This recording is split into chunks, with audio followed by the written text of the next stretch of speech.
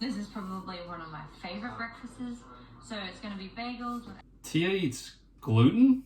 Hey, what's going on, everyone? Dr. Nick here. I help fitness enthusiasts like you optimize your gut health to improve performance both in and outside the gym.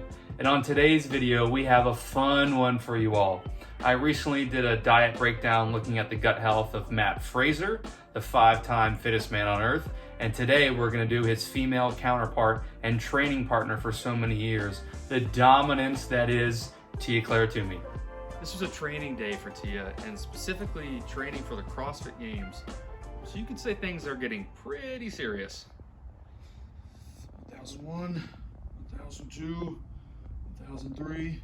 We're going to be, I'm having oats, okay? So I have roughly around 1 cup of oats.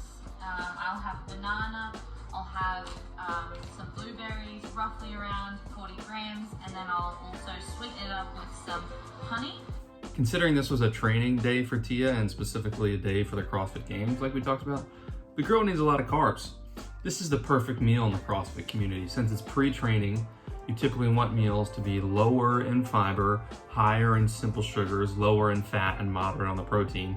And that's what this is. You're getting a little bit of trace amounts of fiber from the oats, the berries, and the bananas, but nothing too heavy like lots of leafy greens or lots of cruciferous vegetables. And the more you mix up the macronutrients, so if you went high carb and high fat before a workout, or even high protein, and all three of those together, it would take so long to digest.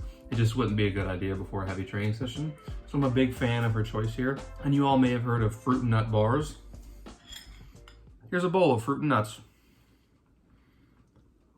So for her first meal after her first training session, Tia prefers to have a higher fat breakfast, what she calls second breakfast, reference out there for those of you who get it. And this meal includes eggs, avocado, nut butter, and typically you wouldn't recommend a higher fat meal after a training session because carbs and protein are gonna do a better job of refilling muscle glycogen first and maybe a little more difficult to digest all that fat after you've just done some intense endurance exercise. But she's the 6-time fittest woman on earth, so if it works for her, keep rolling with it. She also uses some sugar-free jam in that meal, and I'm a little confused, one, because she trains so much, so she could probably get away with the excess sugar, and two, in my personal belief, I think that artificial sweeteners are more harmful for the gut than just pure sugar is.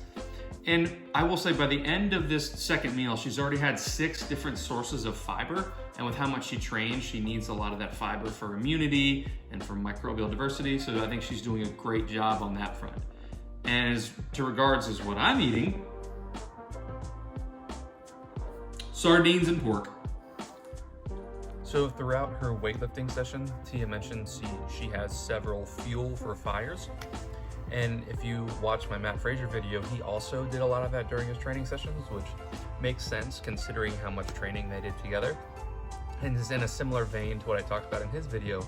This is the real divide between health and performance, where if you're trying to go for maximum performance, you want your glycogen stores replenished at all times during the lift. But if you're going for health, you probably don't want your GI to have to digest that much stuff during an intense training session if you're not worrying about your income coming from your performance in the gym. And again, from the health perspective, not only could there be blood sugar implications from eating that much, but you also run the risk of some undigested food making its way to the large intestine where the majority of our gut bacteria are.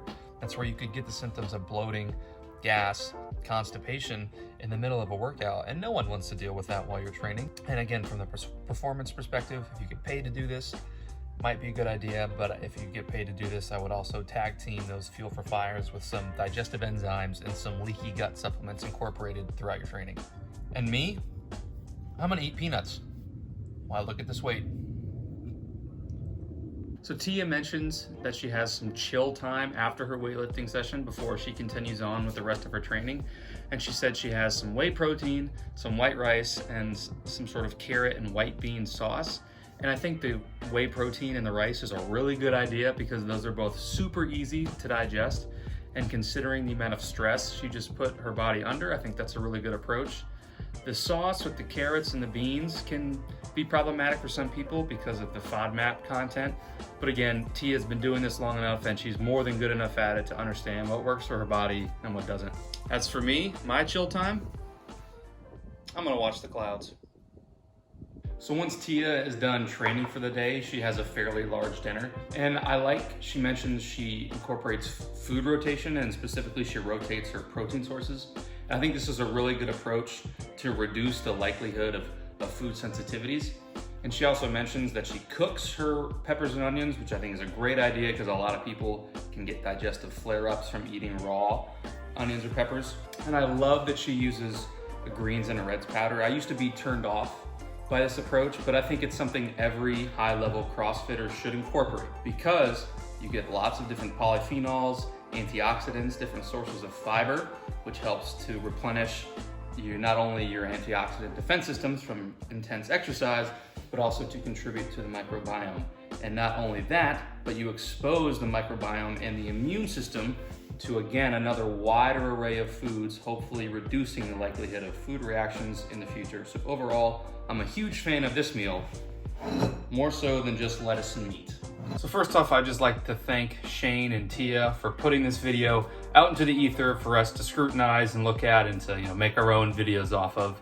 And I hope you guys did enjoy this comparison. I hope you liked it. If you did, please leave it a like. Please leave it a comment down below if you want to engage in anything else or if you have any questions for me.